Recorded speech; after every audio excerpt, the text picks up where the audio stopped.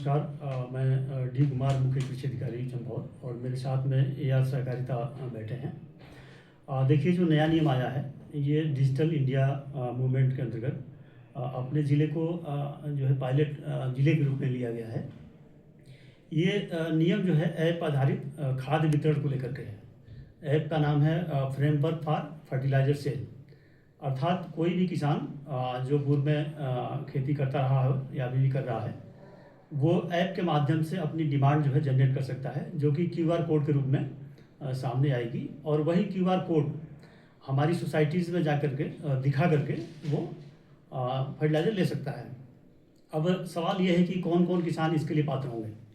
तो मैं बताना चाहूँगा कि वे सभी किसान जिनके नाम पे ज़मीन है वे तो पात्र हैं ही, साथ में दूसरे किसान वे हैं जो खेती करते हैं लेकिन किसी और के नाम पे ज़मीन है, तो वे भी पात्र हैं, वो जो है फर्टिलाइज़र ले सकते हैं।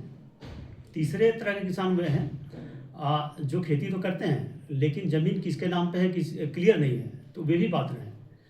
साथ में एक प्रश्न आपने पूछा कि परिवार का सदस्य यदि कोई वृद्धजन है वो आ नहीं सकता है, तो क्या उसके परिवार का कोई दूसरा सदस्य ले सकता है?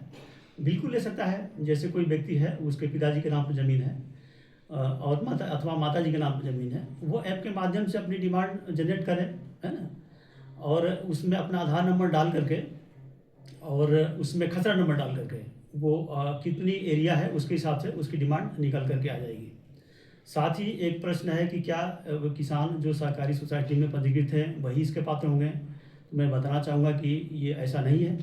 कोई भी किसान जो सहकारी समिति में पंजीकृत है अथवा नहीं है, दोनों तरह के जो है किसान इसके लिए पात्र होंगे।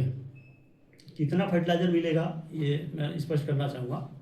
प्रत्येक 1 हेक्टेयर यानी 50 नाली ज़मीन पे 7 बोरी यूरिया और 4 बोरी आइदर DAP अथवा NPK वो ले सकता है। तो मेरा ये स्पष्ट कहना है कि ये किसानों की सुविधा के लिए ये ऐप माध्यम लागू किया गया है, और घर बैठे इसमें आप ऐप पर जो है आप अपनी डिमांड जनरेट करिए। एक परिवार है, उन्होंने अपनी डिमांड जनरेट यदि कर दी है तो वो QR कोड लेकर के कोई थर्ड पर्सन भी जो है यदि सोसाइटी में आता है तो वो भी खाद ले जा करके उनको पहुंचा सकता है। धन्यवाद। नमस्कार, मैं AR कोऑपरेटिव। जैसा कि अभी मुख्य कृषि अधिकारी महोदय ने फर्टिलाइजर के बारे में डिटेल से जानकारी दी, इसके साथ ही थोड़ा मैं ये बताना चाहूँगा कि जो समिति के मेंबर हैं वो चाहें तो समिति से कंपोनेंट B पे यानी उधार पे भी खाद ले सकते हैं, और जो या नगद भी ले सकते हैं, और जो मेंबर नहीं हैं वो तो नगद ले ही जाएंगे वहाँ से। तो ये थोड़ा सा मैं संशोधन करना चाहूँगा उसमें। इसके अलावा जनपद में इस समय ज़्यादा टनकपुर बनबसा क्षेत्र में ज़्यादा यूरिया DAP की डिमांड पड़ती है, तो वहाँ पर्याप्त स्टॉक है इस समय। कल तक हमारी और DAP आ जाएगी, लगभग 700-800 बैग कल तक आ जाएंगे वहाँ, जैसे मेरी अभी वहाँ के सचिव से वार्ता हुई थी। और पर्वतीय क्षेत्रों में फर्टिलाइज़र की डिमांड होती नहीं रहती, तो फिर भी हमने यहाँ की चंपावत समिति है या ये लोहाघाट विकास खंड की कुछ समितियों में वहाँ भी यूरिया और DAP उपलब्ध है।